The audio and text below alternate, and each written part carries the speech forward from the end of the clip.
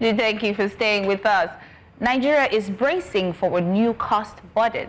The federal government's 5% fuel surcharge set to take effect on a yet-to-be-disclosed date under the Harmonised Tax Act. It has triggered widespread criticism. The Punch Editorial Board describes the tax as not just bad policy, but fundamentally unjust, stressing that Nigerians are still struggling with the ripple effect of subsidy removal, rising transport fares, and double-digit inflation. Opposition voices like Peter Obi has also weighed in on his verified X handle. The former presidential candidate urged that millions can hardly afford transportation and urged the government to ease hardship, not deepen it. So the backlash has also been strong from opposition parties like the ADC, who denounced the surcharge as a cruel and deep insensitive move, accusing the government of hollow revenue justifications while ignoring citizens' welfare. On this part, or rather on its part, the government defends the policy as a necessary measure to expand Nigeria's tax base, reduce dependence on oil rents, and fund critical infrastructure. But critics warn this may end up squeezing households, SMEs, and transport operators without providing the promised safety nets. So to help us unpack the implications of this contentious tax, we're joined by Dr. Nnaemeka Obiaraeri, investment banker, executive, and also development economist. You're welcome, sir. Good to have you here. You're welcome. Dr. Nnaemeka, anytime I see you, I know that we're going to have a good time. I know we're going to get educated. Let me just put it that way. So first off, sir, we also got information about this tax. It's not yet a tax that has been implemented. However, it has been in existence for a bit now. It just hasn't been actioned by the government. What are the implications of this 5% tax? But first, start by telling us exactly what the justification is for the government, if there is any. There is no justification for imposition of 5% tax on fossil fuel consumption in Nigeria. Firstly, we need to understand the whole reason behind introducing taxes on fossil fuel consumption in some of the Western environments from where we borrowed this. You clearly know that in the West, they've been trying to move away from fossil fuel consumption to green energy because they felt that the ozone layer is being depleted. So they introduced all out of taxes to discourage the use of fossil fuel and encourage the use of green alternative sources. Nigeria as a country is a fossil fuel rich country. It's our mainstay. We have 37.5 billion barrels of proven reserve crude oil, which can even grow to 60 billion. We have 206 trillion standard cubic feet of gas, worth over 1.43 trillion. We have over 689 million tons of coal reserve, even estimated to be 2.8 billion, worth over $305 billion, and other things buried under the soil. And we all know factors of production are four. Land is number one, human capital, equipment and machineries, and funding. And there's nothing that is produced on earth that does not require either from the surface of the earth, agro production, or beneath the earth, mineral giftings from God. And in this country, we have 197 million people who live on less than $64.50 income per day, per month, which is about 100,000. And by the World Bank indicators, anybody who earns such is supposed to be receiving welfare interventions and not allow taxes be imposed on him, either directly or indirectly. Come to think of it, as a fossil fuel country, what we should be thinking about if we want to ramp up revenue. I listened to the excuses given by Taiwo Oloyede, the guy who was saddled with putting in place these bills. And he was making the argument that, oh, they will use the excess money to fund transportation infrastructure and reduce cost of transportation. That is what I don't want to use a foul word. But the truth is, if their intentions were genuine and they wanted to reduce cost of transportation, then two things they would do. How they can reduce the cost of energy in terms of price of white petroleum products, gas oil, gasoline, and the DPK, and how they can reduce the cost of vehicles importation in Nigeria. Vehicle is not a luxury. By way of articulated buses, trucks, and the four-cylinder cars that people in Nigeria today, by our population and land mass, we need at least 700,000 buses, articulated cars, and trucks to plow our road to help reduce the logistic problem that we have in this country. And if you look at all the assembly plants in Nigeria, from innocent to north, their annual production capacity is about 14,000, which does not even scrap up to 5%. A right-thinking government making policies to benefit the people and not their own private pockets, what they will have done if you want to reduce energy cost or through cost of transportation is to put only 5% tariff on imported cars, especially those that are going to be used to ease transportation, and which is very, very easy. 5% on tractors, trucks, and all the rest of them. Even zero tariff.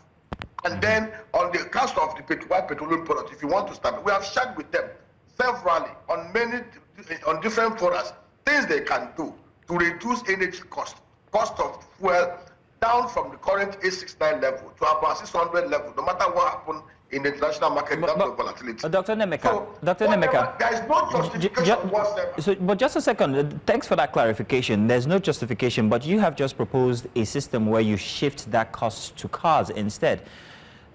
And by the way, remember that this surcharge would have applied to every Nigerian who's using fuel. So that gives you a volume where the government can actually say, okay, fine, we're getting this resource. It's our little piggy bank for, making transportation better and all. Now, if you shift that taxation or that suggested tax to other material like cars, for instance, you might not get as good a chunk of money that a government could use for development. So I just wanted to note that point there. Maybe you could respond to that. But Queen here has a question. Good morning, Dr. Nnaemeka. No, let me clarify that. Okay. You didn't get me right. As of today, over 60 to 70% are charged on car import, which makes the cost of car importation very, very expensive, and which also adds to the cost of transportation. I am saying that if they actually, their whole intention was to use excess money to fund transport infrastructure and reduce the cost of transport, what they would have done was to reduce the burden that is put on those bringing in vehicles that will help us each logistic and transport challenges. So what I suggested was a way or things they will have done to reduce what they intended to achieve, putting more burden on Nigerians. Okay, now I get you. I totally get you now. So, Dr. Nnaemeka, a lot of people were complaining about the 5% surcharge, and I think the government responded saying that they were going to give, I think, about 8,000 to a household per month, which will be about, I think, 96,000 a year. So, if instead of giving the citizens 8,000 a month, if you check the money they want to spread to 12 million homes, that's about a trillion plus. So how do you think that this will, the ripple effect of their calculation will affect Nigeria's economy, especially in our transport costs, inflation, and household budgets? I just mentioned to you here that by the World Bank indicators, anybody who lives on less than $64.50 net income per month, which is 100,000 by exchange rate, is classified as poor and requires social welfare interventions. How can human beings be thinking about giving 8,000 naira to households in today's Nigeria? You live in Nigeria, you go to market. What can 8,000 do on the life of even one person in a month, talk less of a household? These guys should stop being ridiculous. In this country, from 2000, I don't know what is wrong with our leaders. We tried this from 2015 till now, under the Buhari regime. We wasted trillions of naira on social welfare interventions that ended up empowering and filling the private pocket of kleptomaniacs in place of power authority in the public sector. Whereby when APC took over power in Nigeria, extreme poverty level was put at about 75 million. Today, the number is over 197 million, practically and realistically. Do you know that the NTIC produced a report of the number of deposits in banks accounts in Nigeria? Out of the over 138 million accounts in Nigerian banks, only about 0.4% has 500 deposit on them. That's about $300 in it, which simply means this is a clear indication of the kind of level of poverty in this land. How can we continue to rinse and repeat the same mistake and expect us, this Babiala culture of giving stipend that will not add value? There's no way in today's Nigeria, even 100,000 naira monthly interventions to families is not enough. A bag of rice today is about 55,000 to 75,000. 96. Dr. Nnaemeka. There is no household in Nigeria today that Dr. can Nnaemeka. survive legitimately on anything less than 200. So, Dr. Nnaemeka, this is not a new thing. In the global scheme of things, countries have tried it. Sweden tried it. Germany tried it. They tried it in Ghana, but it didn't really work. But let's stick to the ones that actually worked. What it did was it actually put money back in the hands of citizens. No matter how small it was, it generated a bit of, rebate for citizens. And that wasn't the only thing that generated rebate for these citizens. They had other policies that also continued to make sure that it gave support back to the citizens. Now, this is only one of what could be many such policies in Nigeria. Could it not be that maybe this is a good start? I mean, where else is the government going to get money from in any case without causing strain on that sector or that system, like we were just talking about the imports now? Okay, now let me tell you where government can get money if they are really serious. Recently, the federal government of Nigeria applied for $25 billion loan from different sources. And till today, we have not gotten a breakdown of how they intend to apply that 21 billion and the catalytic effect of it in improving the socio-economic welfare of the average Nigerian, their ATIs. If the governments are sincere and they want to see how they can ramp up revenue, I will explain to you different sources. We are a fossil fuel-rich country. At a time in this country in 2010, we were producing 2.8 million barrels of crude and condensate every day. Go and check the records of the CBN between October to November 2010. Those oil wells did not dry up. What happened was that inefficiencies, corruption, crude oil thievery enabled us to lose over a chunk of our product. We lose annually over $22 billion worth of our crude oil to private thieves, not poor thieves. Thieves in place of power, but to steal crude oil is not an easy thing. Saudi Arabia has crude oil pipeline that is 4 times bigger than that of Nigeria. You will never hear them losing a barrel of crude to thieves. Let them improve efficiency in that upstream oil and gas sector, improve security, improve infrastructure, reduce cost of production, and ramp up our production to at least 2.3 million barrels a day. We will have excess of over $10 billion coming to this country. It is bigger than whatever they can borrow in the next 8 years. Number 2, the lowest hanging fruit is agriculture.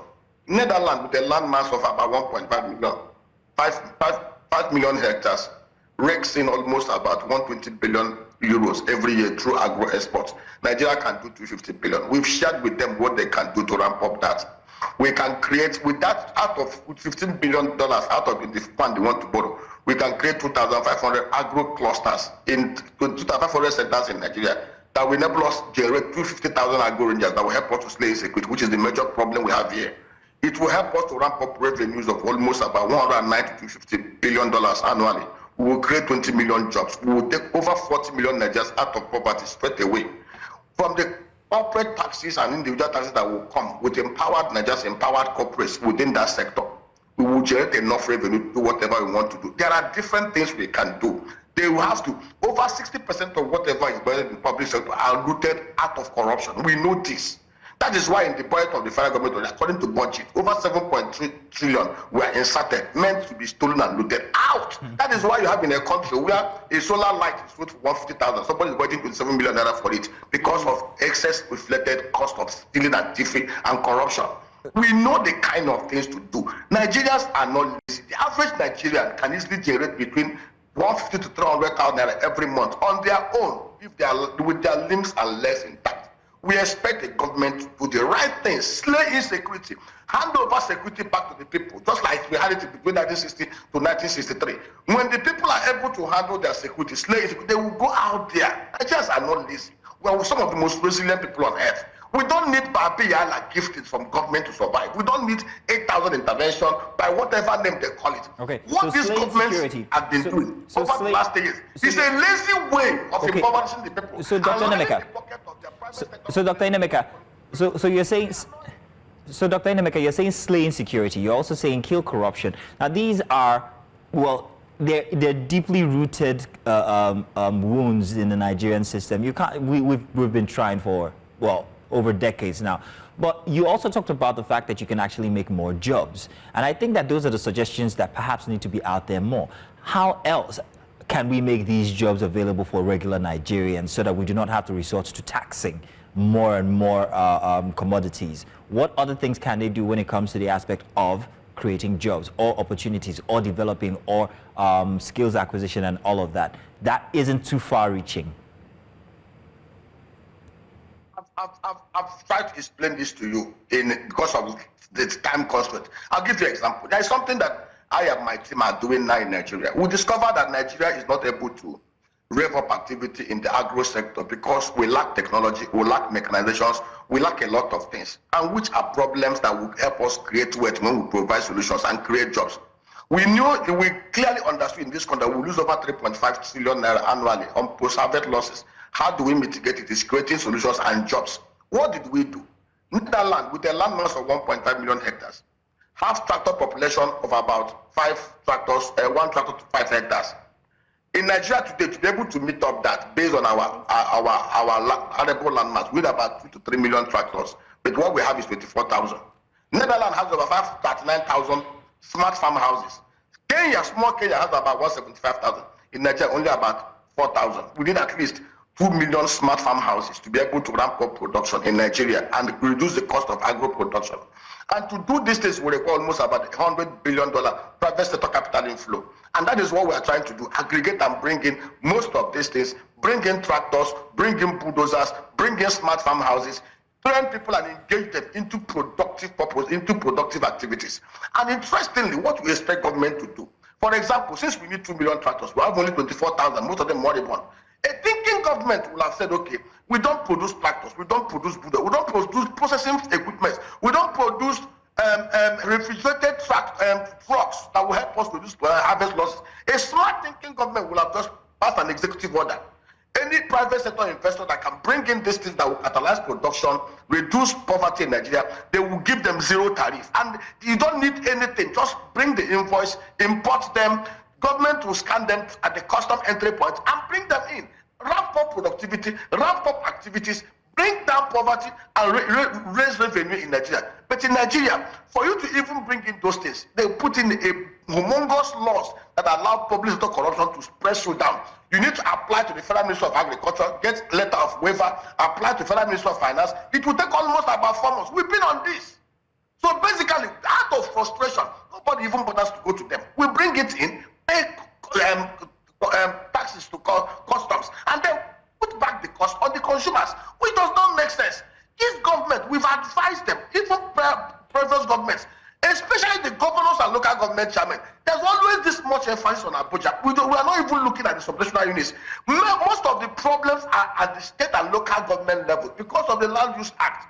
If the federal governments are sincere and those operators at the federal level, what they should have been doing is coordinating activities at the subnational level, synergizing programs and policies that will enable us to ramp up production, catalyze activities in the real sector of the economy, and bring about security that will allow. So let me tell you, the truth is, there's no country naturally blessed by God like Nigeria. There is no country that have the kind of resilient human beings, the kind of things that happen in Nigeria. If half of it happen in the Western world, everywhere will go up in flames. But our people know if you push them to the wall, they will dig holes in the wall and they will go in.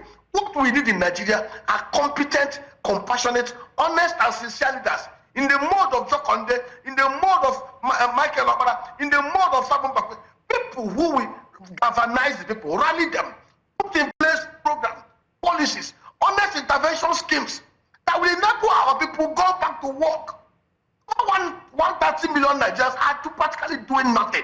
Unemployment is almost about 34%. It does not make sense.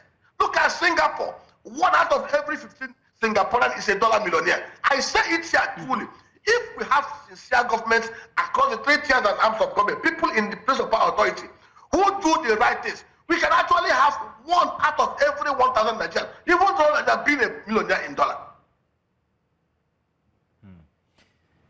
All right, now, Dr. Nnaemeka, now, they also argue that this 5% tax is actually supposed to help when it comes to transportation. Now, if you argue that this is not the way to go, how can you maybe propose a system where transportation would be at the center? Because that seems to be the bone of contention here. If you are able to cure the transportation issues, you are creating free flow of goods and services, prices come down, and that's their aim. But no, don't tax the people is what you're saying. How else can we get there to help the transport system in Nigeria or the apparatus? I give you an example. Like I said, Nigerians are not lazy. Annually, it's estimated that we lose over 3.5 trillion naira of our agro outputs to post-harvest losses because of poor storage and poor logistics facilities available. And we've done the numbers. To be able to solve the poor logistics available, we need at least 25,000 refrigerated trucks. We need hundreds of thousands of smart farmhouses. We need many more processing factories coming up here. And thankfully, the National Assembly passed a law that says you cannot export anything without processing it 30%. We can't process it with our fingers. Equipment is needed, and we don't produce most of this equipment. Smart thinking government, like I said, will have put 0 tariff or 5% tariff on buses, on those refrigerated trucks that will enable us to produce and transport and export those at a cheaper cost. Today, it is not like that. If you go to bring in anything, it's almost about 70%. And that cost will drive inflation and be passed back to the consumers. They are not thinking that way. The truth is that we know, I've shared with you what we will do. And then on the energy, today, a liter of the PMS says at 864 naira in Lagos. In our outskirts of the south, is almost about 1,000 per liter. I've shared with us in your program here some time ago how we can actually privatize those 3 federal government-owned refineries under a PPP framework, 20% owned by NNPC, 30% by core investors with deep capacity, and then 50% on Nigeria and list on the floor version, and how we can actually use the crude allocation meant for it under a build, operate with fixed margin of 30% on it. Under such structures, we have an elaborate framework developed for this. We will sell PMS a liter in Nigeria at a cost of not more than 600 naira per liter, irrespective of what happens in the global market, which is almost a 40% drop on the current prices. It will impact and cheapen cost of transportation. We know what to do, but the problem is that what we have, I'm sorry to use that word, we have people who are mentally weak in place of power in Nigeria, who are not creative thinkers, and who are not sincere, and who are not patriotic.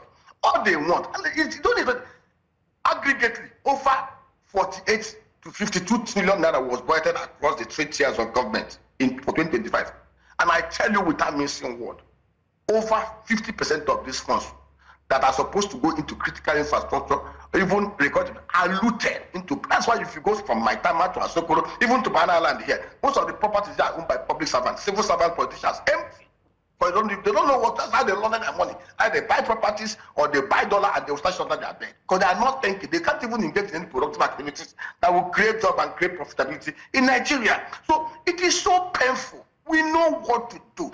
I sit down here, I have a booklet of what we can do, when we can do it, how we can do it, sector by sector, across the 3 tiers and arms of government. I shared with the governors of the north how they can create oils of wealth, date palm plantations, and agro parks. I shared with the governors of the southeast and governors of the southwest. I've shared with many of them. I've been privileged to speak in that. I shared with them, even replicating what Michael Obi and Jokonde did. All right, Dr. They know the truth. All right, Dr. These Nnaemeka. guys are mentally lazy not to do anything right.